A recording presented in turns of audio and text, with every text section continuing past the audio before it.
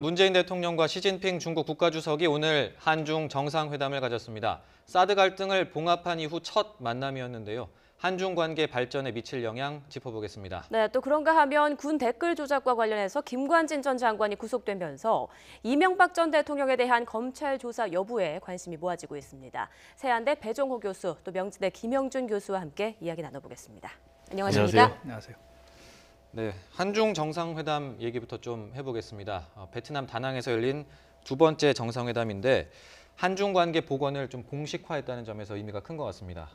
문재인 대통령이 아주 짧은 시간 내에 두 명의 스트롱맨과 회동을 한 겁니다. 네. 시진핑 그리고 트럼프인데요. 근데 공통점이 있어요. 하나는 굉장히 민감한 현안에 대해서는 서로 피해갔다는 겁니다. 우리가 얘기하는 트럼프 때는 한미 FTA, 그리고 이번에 시진핑 주석과에는 그 사드 문제는 싹 빠져나갔어요. 그리고 실질적으로 보면은 미래에 대한 얘기가 훨씬 더 많았습니다. 네. 그래서 오늘 회동의 핵심이라고 하는 거는 뭐 시진핑 주석이 얘기한 거에 다 농축되어 있는데요. 새로운 출발이고 좋은 시작이다. 그러니까 다시 얘기해서 대통령도 얘기를 했지만은 한중 관계가 일시적으로 굉장히 어려운 점이 있었지만 결국은 한 4개월 동안의 공부 기간을 넘어서서 새로운 전 분야에서의 교류 협력을 조속히 회복하자라고 하는 선언적 의미가 있는데요. 그럴 수밖에 없는 게 43분간 회동을 했다는 거는 시간이 너무 짧습니다. 실질적으로 많아야 한 분이 한 15분 정도를 얘기할 정도밖에 안 되기 때문에 이러한 이제 문제를 해결하기 위해서 다음 달 한중 정상회담을 하면 훨씬 더 포괄적인 협의가 이루어질 거라고 봅니다. 네. 민감한 부분은 피해갔다 이런 말씀을 김 교수님께서 해주셨는데요. 사실 그 두 정상이 대화한 그 언급한 내용들을 봐도 좀 우호적인 관계가 짐작이 되거든요. 어떻게 보셨습니까? 네, 그렇습니다. 말씀하신 대로 굉장히 분위기가 좋았지 않습니까? 네. 양 정상 다 만면에 미소 가득 쥐고 특별히 또 특이한 점은 두 분 다 빨간색 넥타이를 맸습니다. 빨간색 빨간색 넥타이라는 게 이제 중국을 상징하니까 예. 그만큼 이제 문재인 대통령 또 시진핑 주석 서로 사전에 충분히 조율해서 한마음 한뜻으로 갔는데 오늘 역시 가장 중요한 것은 한중 양국 관계가 사실상 복원이 됐다라는 것을 상징하는 그런 회담이었습니다. 아시는 것처럼 이제 넉 달 전에 G20 정상회의 도중에 이제 한중 정상회담을 가졌지 않습니까? 네. 근데 그때만 해도 좀 굉장히 분위기가 서먹서먹했는데 지난달 31일에 한중 실무급에서 양국 관계 개선 협의를 하면서 급속도로 좋아져서 사실상 오늘 이제 이런 결과가 어느 정도 예상이 됐고요. 특별한 것은 오늘 중요한 결론이 나온 게 다음 달 그러니까 12월 중에 문재인 대통령이 중국을 방문해서 제3차 한중 정상회담을 갖는다는 것 아니겠습니까? 네. 이게 굉장히 중요하고 그리고 이제 평창 동계올림픽의 성공을 위해서는 중국의 참여가 필요한데 시진핑 중국 국가주석 참여를 요청을 하니까 최대한 노력하겠고 본인이 혹시 못 가더라도 고위급 대표단 보내겠다. 이 부분이 굉장히 중요하고요. 그리고 이제 한반도 핵 문제 관련해서 이제 비핵화 원칙 다치하고 안정적 관리를 위해서 노력하고 또 그리고 평화적인 해결을 위해서 노력하겠다라는 얘기를 했고요. 또 그리고 저 마지막으로는 지금 사드 보복과 관련해서 지금 한중 관계가 굉장히 어려웠고 특히 이제 우리 경제 분야가 어려웠는데 이 부분에 관련해서 이제 앞으로 전 분야에 걸쳐서 조속히 정상화해 나가기로 했다. 이런 점이 상당히 큰 의미가 있는 그런 회담이었다. 이렇게 말씀드릴 수가 있겠습니다. 네, 양국 정상이 화기애애한 분위기 속에서 이야기를 나눴다 이렇게 말씀을 하셨는데 그 나눴던 이야기들을 조금 구체적으로 한번 짚어보는 것도 의미가 있을 것 같습니다. 저희가 그래픽으로 좀 준비를 했는데요. 한번 보면서 말씀을 드리도록 하겠습니다. 오늘 이 한중 정상회담 문재인 대통령이 우리말 속담을 인용을 했습니다. 비 온 뒤에 땅이 굳는다 이런 속담과 그리고 중국의 사자성어를 또 인용을 했습니다. 매경한고라는 사자성어를 인용을 했는데요. 네. 또 시진핑 주석 같은 경우에는 뭐 중대 계기가 됐다, 공동의 이익이 있다 이런 표현을 했습니다. 이 표현들과 예. 관련해서 좀 의미가 있다고 보실 수 있을까요? 어떻게 보십니까? 뭐 누차 강조를 하지만 한중은 일방적으로 어느 쪽이 우위에 있다고 이제 얘기하기가 어려워요. 대한민국은 아시다시피 무역의 규모로 보더라도 가장 많이 우리가 수출하는 나라가 미국이 아니라 중국이고요. 중국이 우리에게 경제 보복을 굉장히 가하면 우리만 피해를 보는 게 아닙니다.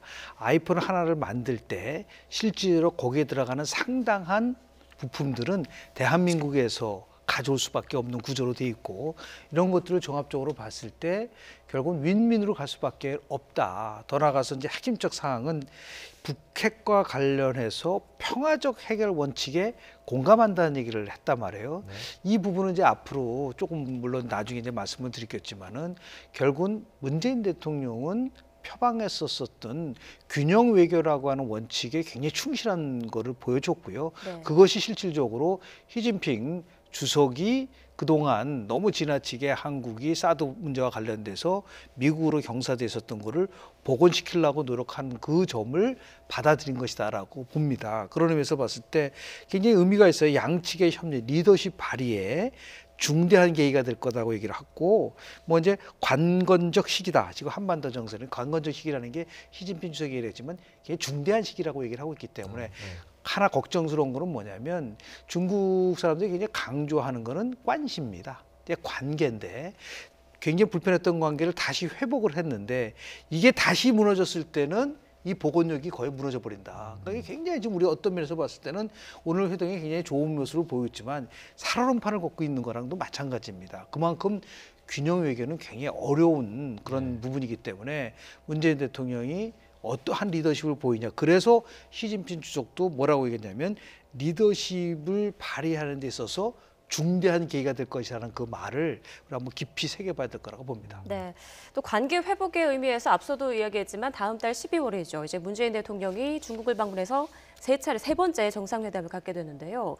이번에는 그 북핵 문제라든지 사드 문제와 관련해서 좀 원론적인 이야기에 그친 듯한 느낌이 있었는데 12월에서는 좀 다른 얘기들이 오갈까, 구체적인 얘기들이 오갈까 궁금해집니다. 역시 이제 12월 한중 정상회담에서도 역시 가장 중요한 의제가 북한의 핵 미사일 문제일 겁니다. 그리고 동시에 이제 한반도 평화 안정 이 문제인데 지금 이 문제와 관련해서는 미국의 입장하고 중국의 입장이 기본적으로 다릅니다. 지금 미국의 입장은 중국의 역할이 굉장히 중요하다. 그래서 중국이 금융이라든지 그리고 대북 원유 공급을 중단하는 이런 독자적 제재 조치를 좀 해야 된다라는 입장인데 비해서 중국은 기본적으로 북한의 핵미사일은 북미 간의 문제이기 때문에 미국의 책임이다 이렇게 얘기를 하고 있거든요. 그래서 이제 우리 입장은 또 뭐냐면은 아무래도 북한을 강력하게 압박을 해서 협상 테이블로 끌어와야 되기 때문에 중국의 역할이 좀 필요하다. 물론 중국하고 우리 입장이 일치하는 부분은 북한의 핵미사일 문제는 평화적으로 해결해야 된다. 이 부분에 일치를 하지만은 그렇지만 이제 중국이 좀 역할을 해야 되는데 이 부분에 대해서 중국이 어느 정도 답변을 보여줄지 이게 굉장히 중요하고요.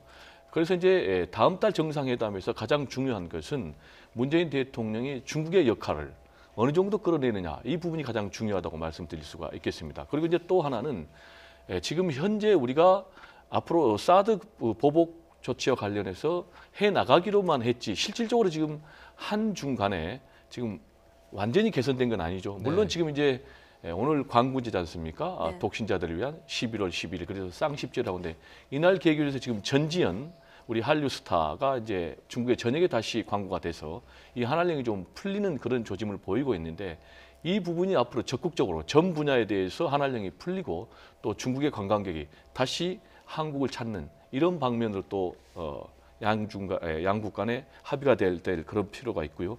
그리고 또 실질적으로 지금 우리가 한미동맹을 기반으로 하지만은 한중 간에도 굉장히 긴밀한 그런 협력 관계. 그래서 문재인 대통령이 얘기를 했지만은 실질적인 전략적 협력적 동반자 관계가 돼야 된다. 그래서 이 부분에 대해서 어느 정도 답변을 끌어내느냐도 굉장히 중요한 다음 달 의제가 될 것 같습니다.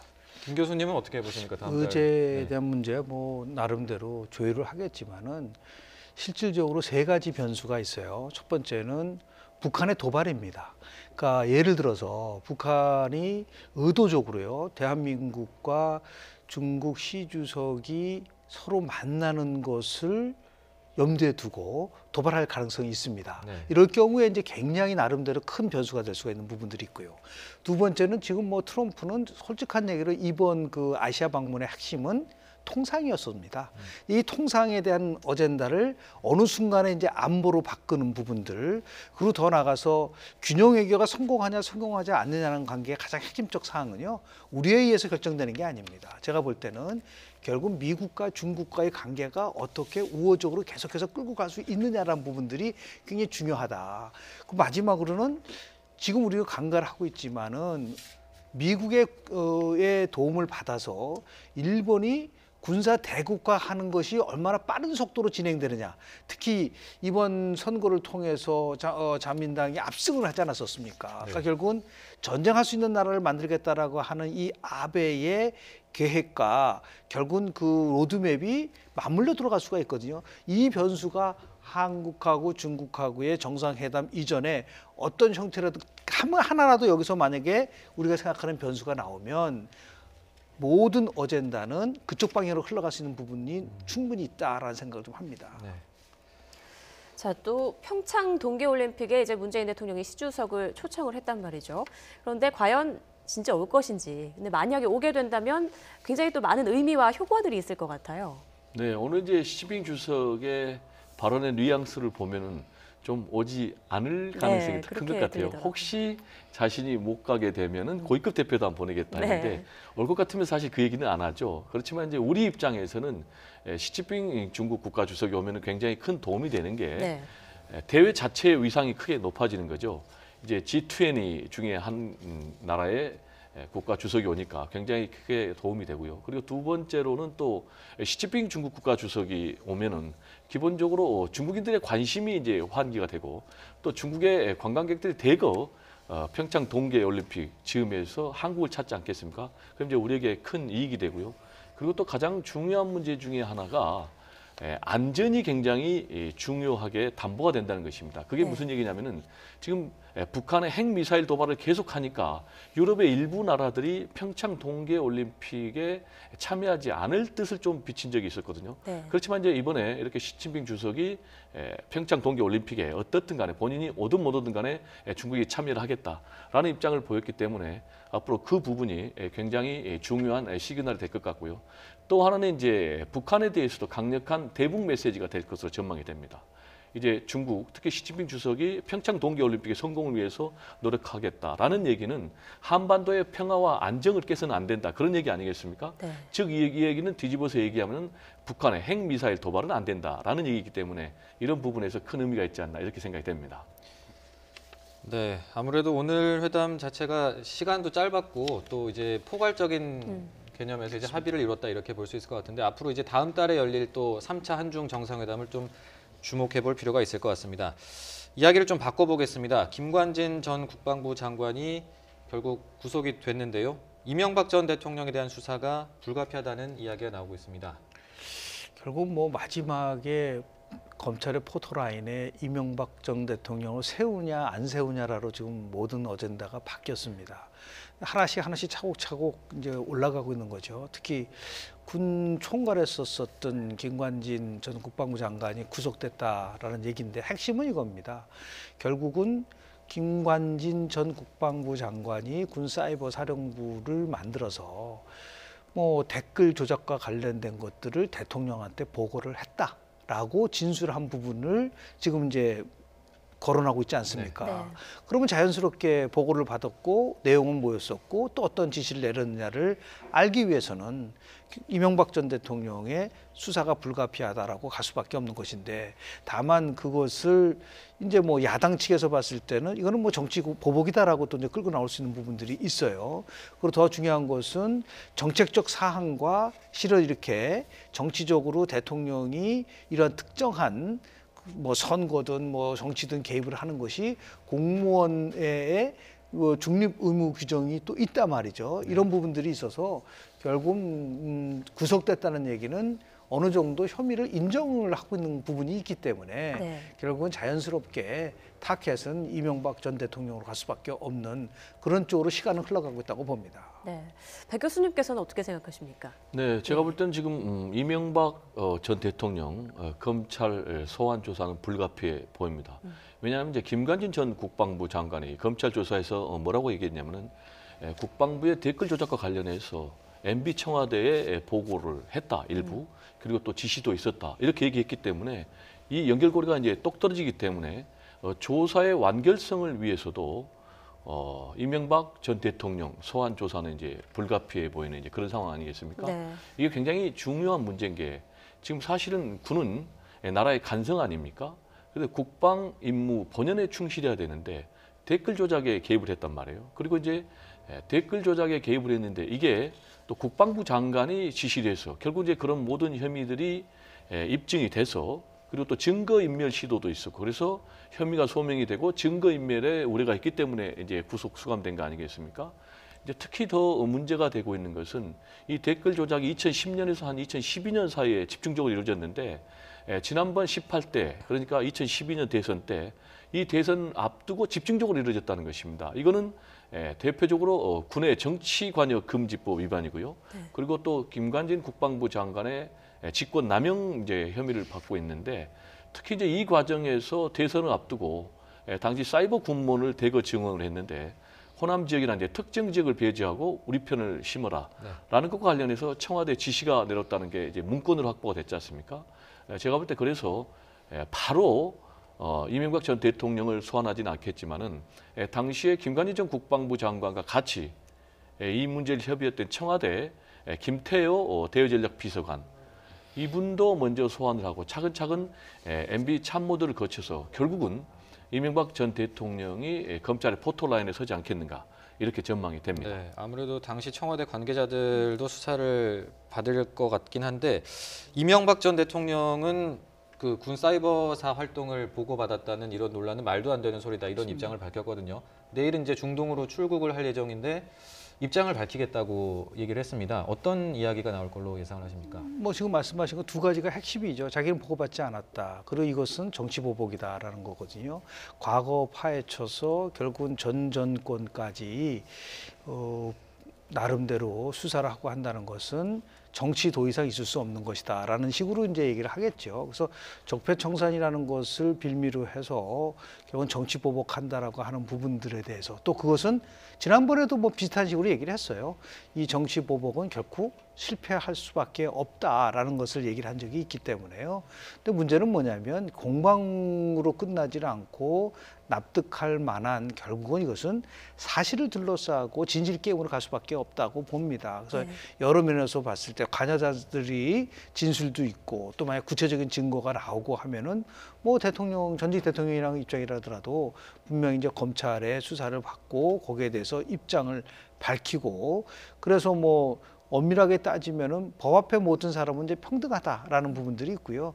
다만 이명박 대통령 당시에 노무현 전 대통령의 수사를 받고 나서 스스로 목숨을 끊은 사건이 있기 때문에 이것을 그 연장성산에서 봐서는 저는 안 될 거라고 봅니다. 그렇게 되면 자꾸만 이 사건을 정치 보복으로만 이제 볼 부분이 있는데 군이 여하튼 간에 정치 개입을 하고 댓글을 달고 이런 것에 대한 것은 분명한 일탈의 행위고 그리고 국방을 책임져야 될 군이 이러한 나름대로 일탈의 행위를 한 것을 그냥 덮고 넘어갈 수는 없겠으나 그런 면에서 봤을 때 중요한 것은 뭐냐면 사실관계를 중심으로 해서 그리고 중립적으로 어떻게 이걸 끌고 갈 수 있을 것이냐가 앞으로 정치권의 뜨거운 논쟁이 될 거라고 봅니다. 네, 민주당에서는 이명박 전 대통령의 결자 해지를 해야 한다 이런 입장이고요. 한국당에서는 뭐 김관진 구속은 우파 괴멸이란 전략하에 대대적인 숙청이다 이런 발언을 하기도 했습니다. 네, 그렇습니다. 이제 서로 이렇게 입장이 상반된 것은 자신들의 처한 입장이 다르기 때문에 그렇습니다. 지금 이제 아시는 것처럼 구여권, 지금 한국당 중심으로 한 구여권 세력들은 박근혜 최순실 국정농단 사태, 그리고 또 박근혜 전 대통령 탄핵, 그리고 구속 수감으로 인해서 사실상 괴멸 상태에 있는 그런 상황 아니겠습니까? 그런데 여기에 지금 이명박 전 대통령까지 국방부 댓글 조작 사건, 그리고 또 이게 더 수사가 진행이 되면은 이제 국정원의 댓글 조작 사건까지 연루도 될 수 있는데 그렇게 돼서 사법 처벌을 받게 된다면은 사실은 앞으로 도저히 회생할 공간이 없을 정도로 치명타를 입을 수밖에 없기 때문에 지금 자유한국당에서는 이것은 우파 괴멸이라는 목표를 가지고 이루어지는 전략적으로 이루어지고 있는 그런 행태다.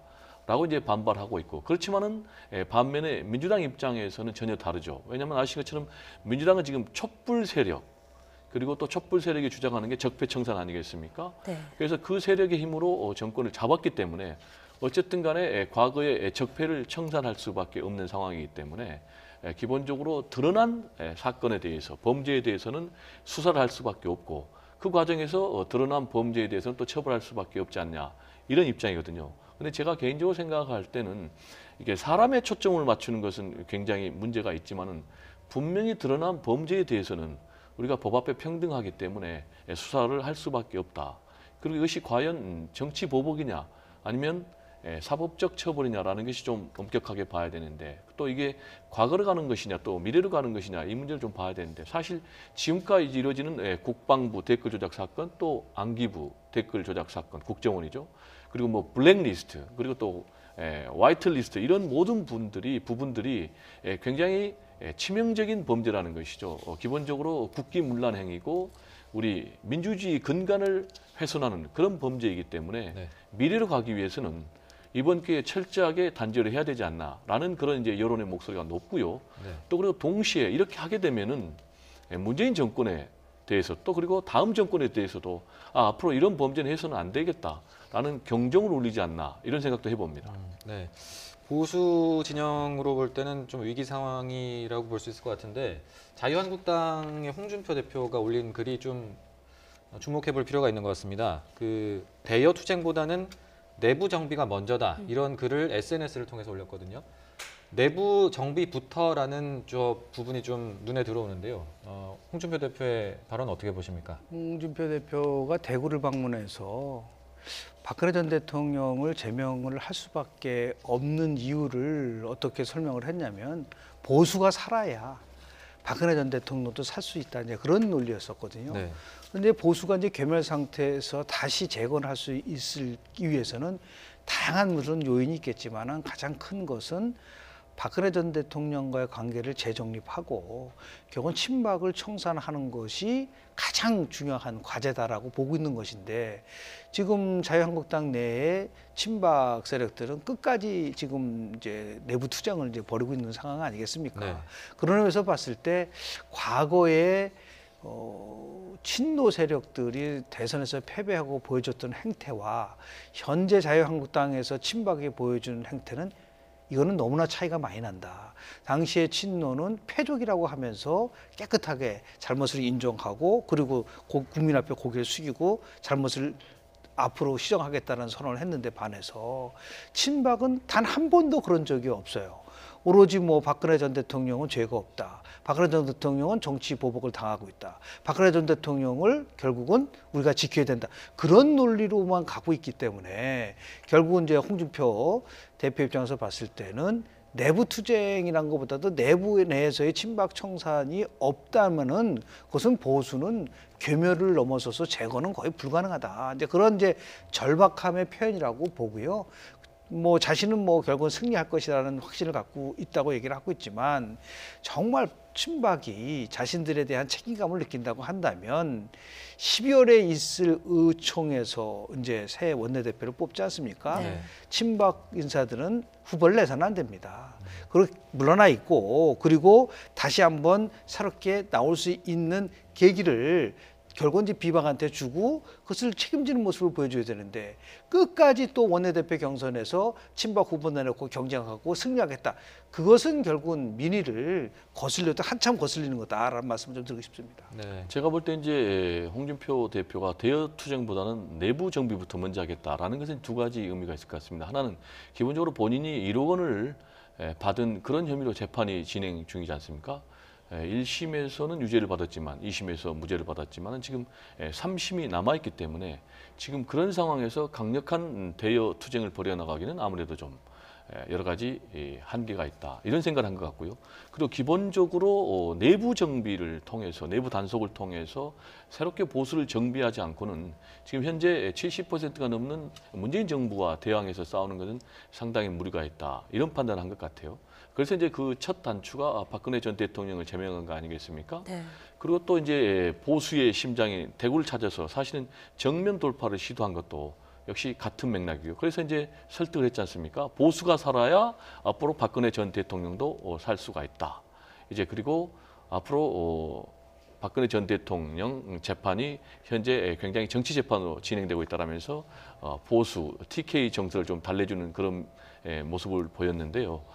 그리고 또 이제 기본적으로 홍준표 대표가 박근혜 전 대통령의 사진을 떼고 거기에 이제 이승만 그리고 박정희 그리고 김영삼 세 사람의 사진을 이제 올리겠다는 거 아니겠습니까? 그래서 이제 앞으로 다시 보수 세력을 총규합하겠다 이런 근본적인 전략을 갖고 있는 것으로 보입니다. 네. 자, 12월에 있을 원내대표 선출. 자, 한국당 내 계파 갈등이 다시 일어나게 된다면요. 누가 가장 유리한 고지를 선점할지 그에 대한 의문도 좀 많이 일어나는 것 같습니다. 네, 한국당에서 계파 갈등이 일어나면 제가 볼 때는 세 사람 계파죠. 친홍계 그리고 친박계 그리고 뭐 친김무성계라고 할 수 있는데 예. 세 계파가 다 피해자가 될 수밖에 없겠죠. 가장 좋은 방법은 아까 교수님께서 말씀하셨지만 친박에서 자신들이 책임을 지고 깨끗하게 이 선으로 후퇴해주는 게 좋은데 지금 현재 의총까지 소집해서 대대적으로 반격에 나서겠다는 이제 그런 상황이기 때문에 제가 볼 때는 그런 모습은 보이지 않을 것 같고요. 그렇지만 현실적으로 지금 홍준표 대표가 당권을 쥐고 있고 그리고 초재선 의원들도 상당수가 친박 청산은 불가피하다. 이렇게 공감을 하고 있고 여기에다가 또 김무성 의원 등 이제 8명이 다시 복당을 했지 않습니까? 그렇게 되면 이제 바른정당 탈당파가 총 22명이 되는데 여기까지 이제 홍준표 대표하고 힘을 합치면은 결국은 제가 볼 때 시간이 걸리겠지만은 서청원, 최경환 의원 제명도 처리할 가능성이 높고 그리고 친박을 제압을 해서 앞으로 홍준표 체제에 강력한 직할 체제를 구축할 가능성이 높다 이렇게 생각이 됩니다. 네, 김 교수님은 12월 원내대표 선출 어떻게 전망하십니까? 일단 뭐 정우택 지금 원내대표가 있는 상황 속에서 서청원, 최경환 두 의원을 제명하기 위한 의총은 저는 열리지 않을 거라고 봅니다. 진짜 훨씬 더 큰 내용이 있기 때문에요. 지금 뭐 정치라는 거는 끊임없이 변화하는 생물과도 같기 때문에요. 지금은 뭐 김무성 그리고 홍준표 두 사람이 연대를 할 수밖에 없는 구조고요. 그러다 보면 자연스럽게 친 홍준표 사람이 아니라 친 김무성 사람이 원내대표로 나올 가능성이 크고 그래서 지금 뭐 김성태 의원이 나오지 않겠느냐 얘기를 하고 있고요. 그럼 뭐 어떻게 보면은 연합 후보라고 볼 수가 있는 것이고 친문에서는 뭐 지금 홍문정 의원이 얘기가 나왔는데요. 그런 식으로 가져가면은 자유한국당은 한마디로 얘기해서 미래가 없다. 지금 국민들이 바라보는 것은 참여하지 않고 미래가 없는데 저는 보수 세력들을 보면은 그런 면에서 보면 아직 굉장히 부족하다라고 보거든요. 끊임없이 먼저 참여를 해야 되는데 그 중에서도 친박이 먼저 참여를 하고 그 참여하는 모습들을 보여줄 수 있는 가장 확실한 방법은 이번에는 우리는 나서지 않습니다. 그리고 지켜보겠다. 잘하는지 못하는지. 그렇게 대승적 결정을 내리지 않는 거는 그냥 한마디로 그 끝까지 투쟁하겠다는 얘기는 친박들은 정치를 하는 게 아니에요. 그건 네. 아마추어 중에서도 아주 아마추어다라는 말씀 좀 드리고 싶습니다. 자, 짚어봐야 할 전국 사안이 많은데요. 시간 관계상 여기까지 듣도록 하겠습니다. 네, 세한대 배종호 교수, 명지대 김영준 교수와 함께했습니다. 고맙습니다. 감사합니다.